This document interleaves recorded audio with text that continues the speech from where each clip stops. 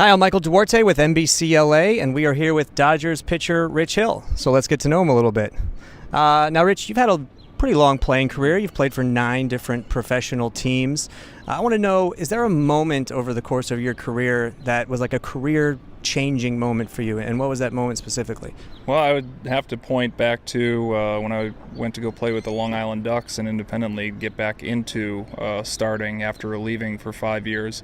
I think that was, a career-changing moment where, making that decision to go back to starting after leaving for so many years, and actually, turning down jobs to pursue what I wanted to do was to become a starter again.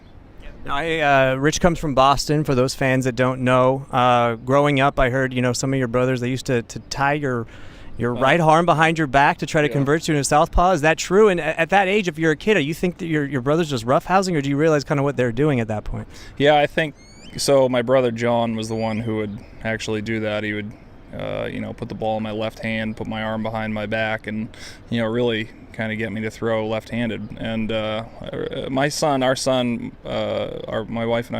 is 5 right now, and I was about 6 years old when my brother John started doing that, and so I can definitely see it as probably him turning it into a game and making it fun, as opposed to no, we're going to literally tie your arm behind your back. And I don't have a lot of memories of it. I still actually have my right-handed glove. It was a McGregor that I put on my on my left hand for t-ball and prior to that. So yeah, interesting. I saw that you mentioned your son Brooks during your introductory press conference, and a lot of fans out there don't know that you actually lost a child.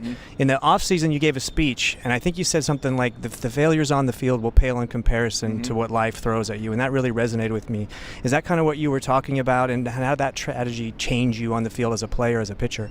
Well, I mean, everybody's going to go through tough times in their life, and loss, especially of a loved one, is something that you can never replace. You can never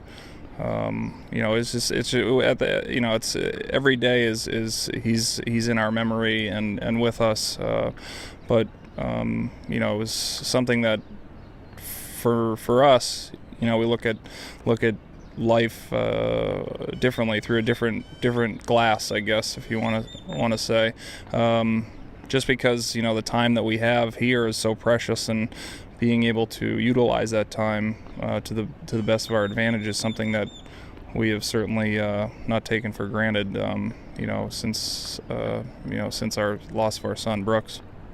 Now, another interesting, thing that happened to you on the field last season, Dave Roberts famously pulls you out of a perfect game in Miami. I was watching that game live, covering it.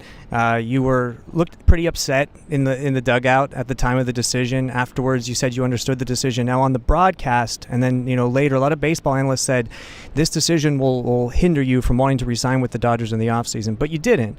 So I want to know, why didn't that decision affect your ultimate decision, and why did you decide to come back to LA this year? Well, it didn't hinder the decision to come back to LA because, obviously knowing Dave, and he's incredible. He's thinking team first, and that was one of the big things that was the attraction to coming back to LA, was team first and the opportunity to pursue a World Series championship.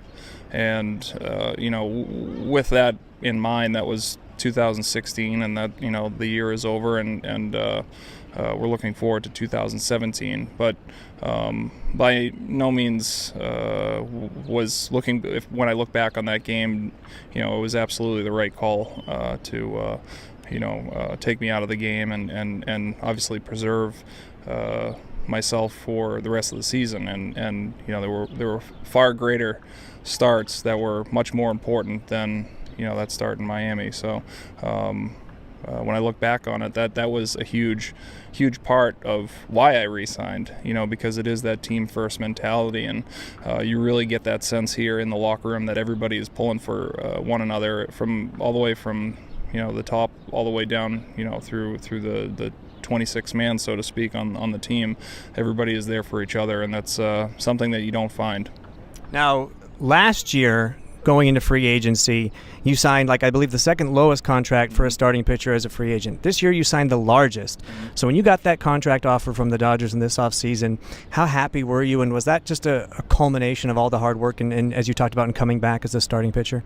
I mean, the biggest thing is that you continue to work. I have a passion for baseball, and that's what makes it, the tough times, I guess, something that you look back on and you enjoy. Because anything that you have a passion for, if you continue to work at it, you're going to have down times. But again, if you love what you do, those down times are just going to make you continue to work even more, that much more. So, it was definitely, I don't want to say a culmination, but all the work and all the times of down times that you think of, just riding it out and making sure that you do continue to put the work in. It does pay off. One of your teammates, Adrian Gonzalez, has the most home runs against you in your career. I just found out. Does he remind you of that fact often? No, not really, but I can definitely see why he does. He's got a great swing. I mean, that's one of those sweetest swings in baseball. So surprising that he's a lefty on lefty. Yeah, he does a really good job against breaking balls, and he can hang in there. He always him and Chase always gave me really tough at bats. They had just an incredible approach, and you see why they've been around for 10 plus years and probably Hall of Fame careers.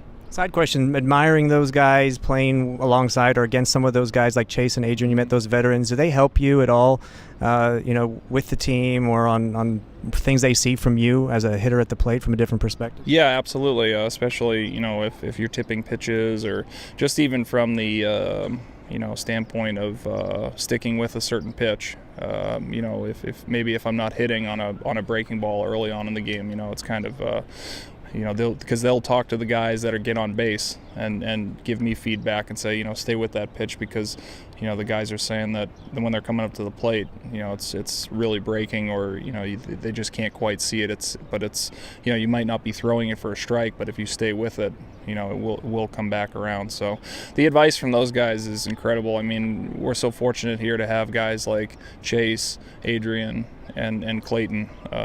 With that type of leadership and that experience is, second to none.